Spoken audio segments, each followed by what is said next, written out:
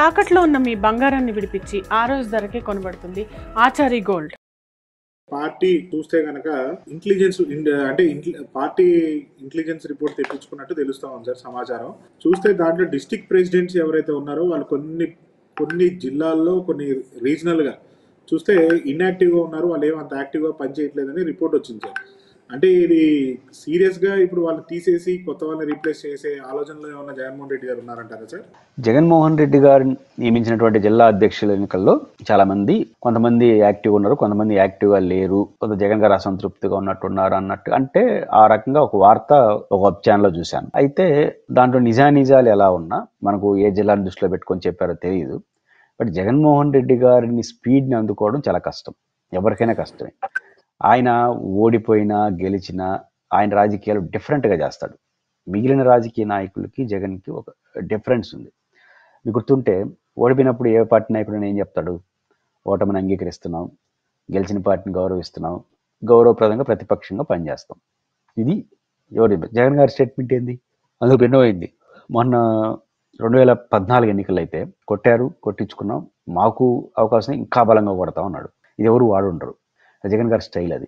కానీ జగన్మోహన్ రెడ్డి గారిని అందుకోవడంలో ఖచ్చితంగా చాలా జిల్లాల అధ్యక్షులు ఆ స్పీడ్ అందుకోలేదు. నాకు తెలిసి రాష్ట్రంలో ఏ జిల్లా అధ్యక్షుడు అందుకోలేడు, అంత స్పీడ్లో జగన్ గారు ఉంటారు. కొన్ని సందర్భాల్లో జగన్ గారు ప్యూర్ పాలిటిక్స్ ఇంకేం చేయడు ఆయన. ఎందుకంటే పాలిటిక్స్ అంటే పొలిటికల్ లీడర్గా పాలిటిక్సే చేయాలి. ఆయన ఏదనుకుంటే అది సాధించేంత వరకు ఉంటారు. ఆయన్ని అందుకోలేరు అని ఎందుకు అంటున్నానంటే, ఓడిపోయారు, చాలా టైట్ పొజిషన్ ఉంది, ఘోర పరాజయం, దాదాపు అధికార పార్టీ కూడా చేయని కార్యక్రమాలు చేసేసినారు, పోరాటాలు.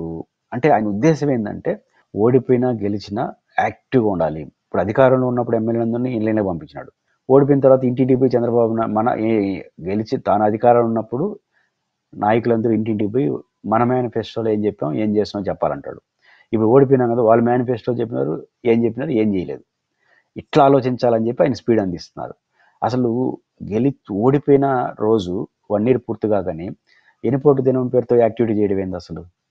అంటే జగన్ గారి స్టైల్ ఆఫ్ ఫంక్షనింగ్ అట్లా ఉంటుంది. అట్లాంటి మూడు జగన్కు ఉంది కాబట్టే చాలామంది ఏమంటారు ఇది స్పీడు కష్టం అంటారు.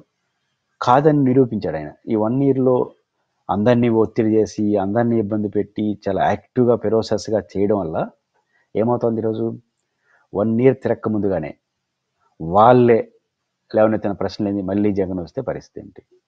మళ్ళీ జగన్ రాడని రాసిమ్మని పారిశ్రామికవేత్తలు అంటున్నారు.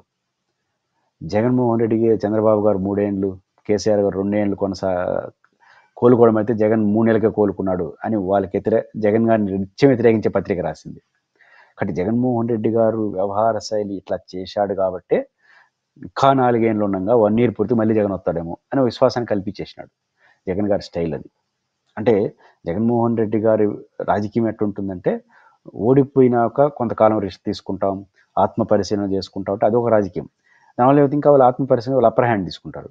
అసలు ఓడిపోయినవాడు ఆయన ఏం భయపడలేదు, మళ్ళీ వచ్చేస్తానంటున్నాడు అనే ఒక పిక్చర్ ఇవ్వడం వల్ల, యాక్టివిటీ చేయడం ద్వారా దాదాపు 4 ఏళ్ళ అధికారం కూడా మళ్ళీ మనం వచ్చేస్తాం ఆత్మవిశ్వాసం వైసీపీలో కలిగితే ఏమో వాళ్ళు వస్తారేమో అని అనుమానం అధికార పార్టీలోనూ కనిపిస్తోంది. ఇది పెద్ద అడ్వాంటేజ్ కదా అది వైఎస్ఆర్ కాంగ్రెస్ పార్టీకి. 2 జగన్మోహన్ రెడ్డి గారు మళ్ళీ వస్తాడన్న విశ్వాసం వచ్చిన తర్వాత కేడర్లో అసంతృప్తులు పోతున్నాయి. ఎందుకంటే మళ్ళీ వచ్చేస్తున్నాడు, మనం అసంతృప్తి ఇంట్లో కొనుక్కుంటే కుదరదు, వెళ్ళాలని. అందువల్ల కేడర్ యాక్టివ్ అయిపోయినారు. కాబట్టి జగన్మోహన్ రెడ్డి గారు వ్యవహార శైలి ఇట్లా ఉంటుంది. దాని ఫలితంగా ఆయనే యాక్టివ్ ఉన్నాడు, కేడర్ యాక్టివ్ ఉన్నారు. సమస్యలు దీన్ని అందుకునే శక్తి జిల్లా అధ్యక్షులకు ఉండట్లేదు. అందువల్ల కొంతమంది ఉన్నంతలో బాగా చేస్తారు, కొంతమంది చేయకుండా ఉంటారు, కొంతమంది చేయలేని పరిస్థితి ఉంటారు. జగన్మోహన్ రెడ్డి గారు సీనియర్లనే పెట్టారు జిల్లా అధ్యక్షుడిగా. ఎందుకంటే గతంలో మంత్రులుగా ఉన్నారు కాబట్టి ఇప్పుడు ప్రతిపక్షంలో ఉన్నప్పుడు వారు ఉంటే కొంచెం ఎదుర్కోవడానికి బాగుంటుందని పెట్టారు. దీన్ని అర్థం చేసుకొని స్పీడ్ని అందుకొని ముందుకెళ్తే జిల్లా అధ్యక్షులకు ఉంటారు, లేకపోతే తీసేస్తాడు. ఆయన దాంట్లో మొహమాటాలు పడతాడు, ఈ భయపడడం ఇవే ఉండదు. ఖచ్చితంగా జగన్మోహన్ రెడ్డి గారు ఏదైతే అనుకుంటారో ఆ కార్యక్రమం సవ్యంగా బాగా చేసిన వాళ్ళని ప్రోత్సహిస్తాడు, బాగా చేయని వాళ్ళతో మీరు రెస్ట్ తీసుకోండి, ఏదైనా మళ్ళీ ఉంటే చూద్దాం కూడా ఎక్కడ నిర్మోహమాటంగా చేస్తారు. ఖచ్చితంగా జిల్లా అధ్యక్షులు జగన్మోహన్ రెడ్డి గారి క్యారెక్టర్ రీత్యా అందుకోలేకపోతున్నారు. వీరు నిర్లప్త కొంత ఉండొచ్చు. ఏదైనా కూడా జగన్మోహన్ రెడ్డి గారు దీన్ని టాలరేట్ చేయడు. ఆయనకి ఇట్లా ఒకసారి 2 సార్లు అవకాశం ఇస్తారు, 3వ సారి వేరే వాళ్ళు పెట్టుకుంటాడు.